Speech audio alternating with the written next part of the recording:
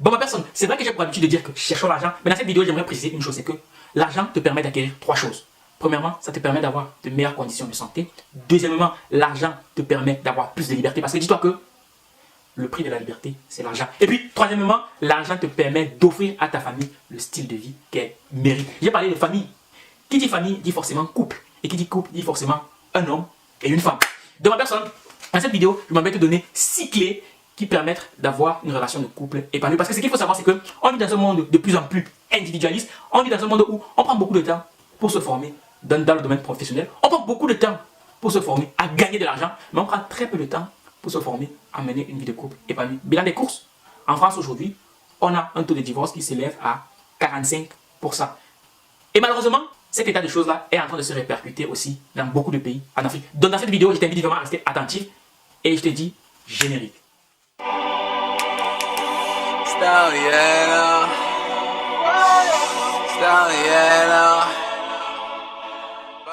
Bonjour ma personne personnelle, j'espère que tu vas bien, j'espère que comme moi tu as soif de réussir. Et bien si c'est le cas, on est ensemble.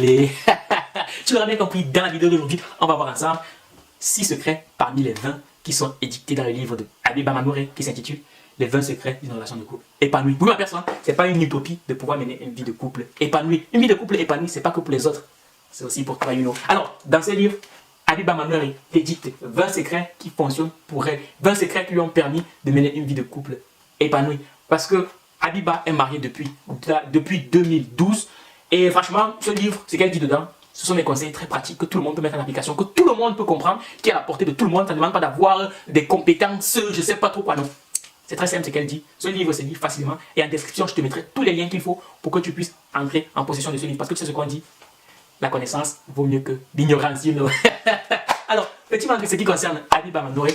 Habiba, c'est une formatrice et coach en couple. Elle a d'ailleurs mis aussi sur pied un e-book qui s'intitule Kit de survie ultime du couple. Je te mettrai tout en description, donc vas-y, clique le lien qui mène à son blog, à son mail, tu pourras lui poser toutes les questions que tu veux. Elle se fera un réel plaisir d'y répondre du nom. Donc maintenant que tu sais tout ça, on va tout de suite passer au secret numéro 1. Mais avant, je t'invite vraiment à rester jusqu'à la fin de la vidéo parce que le 6e conseil est juste énorme. Parce que tu sais ce qu'on dit, on garde le meilleur pour la fin. C'est parti. Ma personne, je sais qu'avec le cinéma aujourd'hui, ouais, on a même une émission qui nous dit marié au premier regard. Donc on nous fait comprendre que l'amour vient comme ça. Non ma personne. L'amour, c'est quelque chose qui se construit. On sait tous que les choses qui ont le plus de valeur sont les choses qui se construisent au fil du temps. On accorde de la valeur parce qu'on a pris du temps pour acquérir. Donc, personne, Habiba explique tantôt dans son livre que, tu sais, au début de chaque relation, c'est les papillons dans le ventre, on se sent flotter sur un nuage, on se sent bien, on se dit, yes, c'est avec lui que je vais faire toute ma vie. Enfin bref, Habiba explique que cette sensation-là de bien-être, de plaisir qu'on éprouve au début de chaque relation, en fait, elle est due à 3 hormones. La première hormone qui est sécrétée justement massivement au début d'une relation, c'est les endorphines. Les endorphines, c'est une hormone de la relaxation. C'est pour ça que très souvent, quand tu viens d'être en couple avec quelqu'un, tu te sens relax, tu te sens bien. Tu vois un peu. C'est grâce aux endorphines. Deuxième hormone qui est sécrétée massivement, ce sont les ocytocines. Les ocytocines, c'est en fait l'hormone de l'amour, quoi. Je sais pas si tu vois un peu. Donc, ne dis plus que tu as les papillons dans le ventre, dis que tu as l'ocytocine qui est sécrétée massivement dans le cerveau, you know. Et puis la troisième hormone, c'est l'hormone du bonheur, qui est la dopamine. Oui, ma personne, si c'est cette hormone du bien-être là qui est sécrétée même quand tu finis de faire du sport, et bien au début de chaque relation justement, cette dopamine est sécrétée massivement. C'est pour ça que tu te sens comme flotter sur un nuage. Tu vois un peu, c'est très important de comprendre ces notions là pour pouvoir mieux appréhender une relation de couple. Et puis, il y a un dernier aspect, c'est que quand au début d'une relation, très souvent, la configuration du néocortex du cerveau est modifiée. Parce que ce qu'il faut savoir, c'est que le cerveau est divisé en 3 étages. Tu as le néocortex, le cerveau limbique et le cerveau reptilien. On reviendra sur le cerveau reptilien plus tard dans la vidéo. Alors, donc au début de la relation, tu as la configuration du néocortex qui est modifiée. Du coup, qu'est-ce qui se passe? Eh bien, ça inhibe tout sens critique. Tu sais, au début d'une relation, très souvent, on voit notre conjointe comme le conjoint parfait. On ne voit aucun de ses défauts. Il est parfait. Sauf que 1 mois, 2 mois, 3 mois plus tard, eh bien, la sécrétion de ces hormones-là diminue. Le néocortex reprend sa configuration initiale. Et c'est là que tu commences à voir tous les défauts de ton conjoint. C'est là que je te rends compte que ta copine a une grosse tête. C'est là que je te rends compte que ton copain en fait a les pieds penchés. Ou bien qu'il a des dents bizarres. Ouais, c'est parce que le néocortex est revenu à son état initial. Et justement, là le sens critique revient. Donc c'est important de comprendre cela. Et c'est tout à fait normal dans toute relation. Ça se passe toujours comme ça. Et c'est très important de pouvoir le comprendre. Parce que beaucoup de gens, ils se mettent en couple 2 jours, 3 jours, 4 jours, 1 mois. Après ils se disent, bon, finalement je me lasse vite. C'est normal ma personne. Il n'y aura aucune relation dans laquelle tu vas te mettre où ça sera passionnel toute la vie. Non.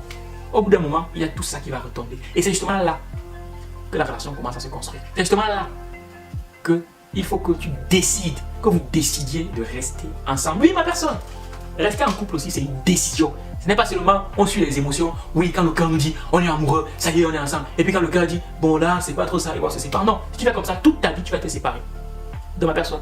Sache qu'au bout d'un moment, il faut que tu décides de rester en couple avec ton conjoint ou ta conjointe. Par exemple, une astuce que moi j'ai utilisée avec ma copine, ça a super bien marché pour nous, et bien c'est que ce qu'on a décidé de faire au début, c'est de se dire peu importe ce qui va se passer, on ne se sépare pas.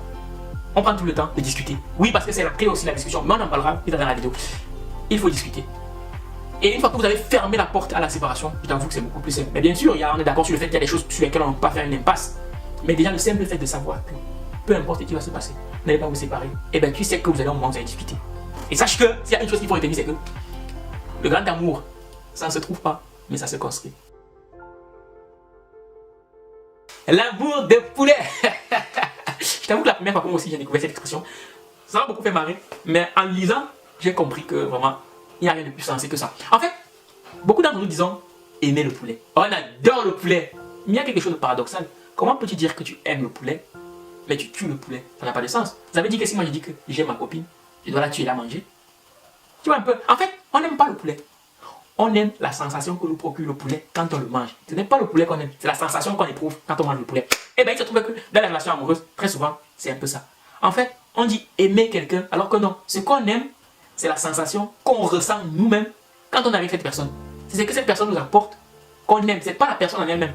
Donc, Abiba t'invite vivement à revoir cet aspect de choses-là, à recentrer les choses, à aimer ton conjoint pour ce que cette personne-là est et non pour ce que cette personne-là t'apporte. Parce que le fait d'aimer quelqu'un pour ce que cette personne t'apporte, eh bien, ça te met très souvent dans une position de j'attends que cette personne-là fasse telle chose pour moi, j'attends qu'elle fasse telle chose pour moi. Si elle ne fait pas telle chose pour moi, eh bien, c'est qu'elle ne m'aime pas. Non, ma personne. Être en couple, c'est apporter quelque chose en plus dans la vie de l'autre. Tu vois un peu, c'est faire en sorte que ton conjoint ou ta conjointe se sente bien, se sente épanoui. Et curieusement, quand tu le mets dans cet état-là, eh bien, ça te revient. Oui, c'est comme ça, ma personne. Plus tu donnes, plus tu reçois. Et Abiba t'invite aussi vivement à ne pas être dans les histoires de compte. Genre, s'il était donné A, il faut que tu me rendes B. Non.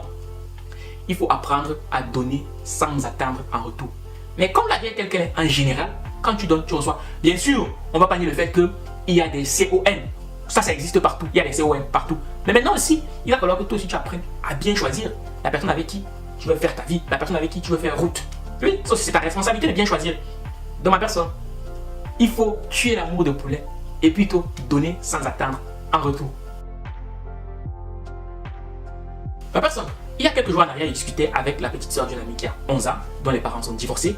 Et elle m'expliquait tantôt que quand elle sera plus grande, qu'elle va se marier, il faut absolument qu'elle ait un appartement.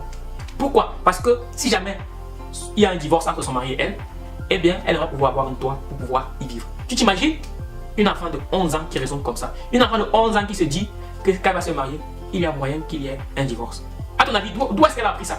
Eh bien, elle a appris ça de ses parents. C'est aussi simple que ça, ma personne. Parce que ce qu'il faut savoir, c'est que les statistiques montrent que, Abiba le dit très bien dans son livre, c'est que les enfants issus de parents divorcés ont 1,5 fois plus de chances de divorcer, eux aussi dans le futur, par rapport à les enfants qui sont issus d'une famille dont les parents sont restés ensemble. Oui, ma personne, le subconscient, tout se passe dans le subconscient. Pour aller plus loin, ma personne, c'est pareil pour la richesse. Tu vois que très souvent, les enfants des riches deviennent eux aussi riches. Pourquoi? Parce que de manière inconsciente, ils ont appris auprès de leurs parents comment faire pour mettre l'argent à leur service. Donc, c'est pareil en ce qui concerne les relations de couple. Les enfants apprennent par imitation. Ils copient sur ce que leurs parents font. Mais attention, c'est pas parce que tes parents ont divorcé que forcément, toi aussi, tu vas divorcer. Non. Mais pour cela, pour augmenter tes chances de réussir ta vie de couple, il faut que tu changes tes croyances en ce qui concerne l'amour. Il faut que tu changes de paradigme. Il faut que tu réentraînes ton cerveau à penser que tu peux mener une relation de couple épanouie. Et comment est-ce qu'on le fait? C'est en apprenant, c'est en se formant, c'est en copiant sur des relations de couple qui ont réussi. C'est en se rapprochant des gens qui ont réussi leur relation de couple. C'est aussi en achetant des livres qui t'expliquent comment faire. Et ça tombe bien parce que dans ce livre, Abiba donne assez de détails là-dessus. Le reproche. Le reproche. Ma personne, comment est-ce que tu gères les reproches de ton conjoint ou de ta conjointe? Tu sais, très souvent, l'attitude qu'on a face à un reproche que nous fait notre conjoint, c'est une attitude défensive. D'abord, on se met sur la défensive. Mais non, ma personne, dis-toi que quand tu te mets avec quelqu'un, c'est pour que cette personne-là t'apporte un plus. C'est pour que cette personne-là t'aide à t'élever. Donc, maintenant, pourquoi est-ce que quand cette personne-là te fait un reproche pour que tu changes quelque chose, pour que tu améliores quelque chose, pourquoi est-ce que tu t'énerves? Ma personne, Abiba t'invite vivement à prendre le reproche de ton conjoint ou de ta conjointe comme un moyen de te faire grandir. Tu vois ma personne, tout est une question de perception. Si tu décides de voir dans un reproche en fait une attaque, eh bien très souvent tu te mets sur la défensive. Alors que si tu décides de voir dans un reproche une manière de te dire que non chérie, tu peux faire mieux que ça, tu vaux beaucoup mieux que ça, eh bien je t'avoue que tu n'auras plus jamais à te mettre sur la défensive. Tu n'auras plus jamais ce ressentiment-là qui naîtra quand ton copain ou ta copine te fera un reproche. Au contraire, tu diras merci parce que c'est quelque chose qui te fera grandir. Oui, bien sûr. Après, il y a une manière de faire un reproche. Parce que très souvent, l'erreur que nous on commet quand on fait un reproche, c'est qu'on juge la personne en elle-même, le tue. C'est pour ça que très souvent, on se met sur la défensive. Donc, avant de faire un reproche, Abiba t'invite vivement à d'abord faire un compliment avant de dire que bon, ceci, j'aurais préféré que tu le fasses plutôt comme ça. Oui, ma personne, incarne le changement que tu aimerais voir dans ta vie de couple. Oui, ma personne, c'est de ça qu'il s'agit. Parce que dis-toi que dans une relation, très souvent, quand ça ne va pas, quand il y a un problème, c'est quoi le premier réflexe? Le premier réflexe, c'est de rendre l'autre responsable. Parce que c'est beaucoup plus facile de dire que c'est l'autre qui a tort plutôt que de se remettre soi-même en question. Et donc, qu'est-ce qui se passe très souvent? Eh bien, tu blâmes l'autre, tu le réprimandes, tu le grondes, en espérant qu'en lui faisant autant de reproches, en boudant, eh bien, qu'il revienne à de meilleurs sentiments et qu'il accourt vers toi pour pouvoir résoudre ce manque-là. Sauf que très souvent, c'est l'inverse qui se produit. Quand tu boudes, quand tu le réprimandes, eh ben, il se met sur la défensive. Pourquoi? Eh bien, parce que quand tu boudes, quand tu le réprimandes, il y a son cerveau reptilien qui s'active. Ce cerveau-là qui est responsable de l'instinct de survie. Il se met directement sur la défensive pour se protéger. Je ne sais pas si vous voyez ce que je veux dire. Eh bien, d'où vient ce comportement? Ce comportement vient en fait depuis qu'on est tout petit. Parce que quand on est bébé et qu'on a un manque, qu'on a besoin de quelque chose, quand quelque chose nous embête, qu'est-ce qu'on fait? On pleure. Ton cerveau reptilien s'active et ça stimule les pleurs. Tu pleures, tu boudes et tout. Et tes parents accourent pour résoudre ce problème. Sauf que quand on grandit, quand on devient adulte, on essaie de reproduire le même schéma. Sauf que quand notre conjoint, notre conjointe n'est pas notre père, eh bien, la même cause n'entraîne pas le même effet. Au contraire, il s'éloigne. Tu vois un peu? Maintenant tu le sais. Donc, Abiba t'invite vivement à t'y prendre différemment. Si jamais, elle en fait, ce qu'elle fait dans son couple, c'est que si jamais son mari se comporte d'une manière peu appréciable, eh bien, ce qu'elle fait, c'est que au lieu de lui reprocher ça, elle commence d'abord par lui faire un compliment. Elle lui dit, franchement, chérie, tu as bien fait ceci, tu as bien fait cela. Mais, non pas mais, si tu avais fait ça en plus, eh bien franchement, tu aurais été top. Tu vois, c'est très subtil. Mais le message est passé et tout le monde est content, personne n'est fâché. Donc tu vois ma personne, sans les petites subtilités, évite le mais. Parce que dis-toi que ma personne, tu auras beau faire tous les compliments qu'il faut à une personne. Dès que tu mets le mais, la personne ne retiendra que ce qui est après le mais. Donc tous les compliments que tu auras fait avant, la personne va occulter ça. Tu vois ce que je veux dire ma personne? Il faut acheter le livre. Donc au lieu de réprimander, pose-toi la question de savoir qu'est-ce que lui il voit avec ses yeux que moi je ne vois pas. Essaie de voir les choses avec ses yeux et tu vois que ça deviendra beaucoup plus simple. L'orgueil, c'est l'ennemi numéro 1 de tous les couples. Abiba explique tantôt qu'il lui arrivait par moment de passer 2 mois, 3 mois dans le même appartement avec son mari sans jamais lui adresser la parole parce que par exemple son mari avait quelque chose qui ne lui avait pas plu.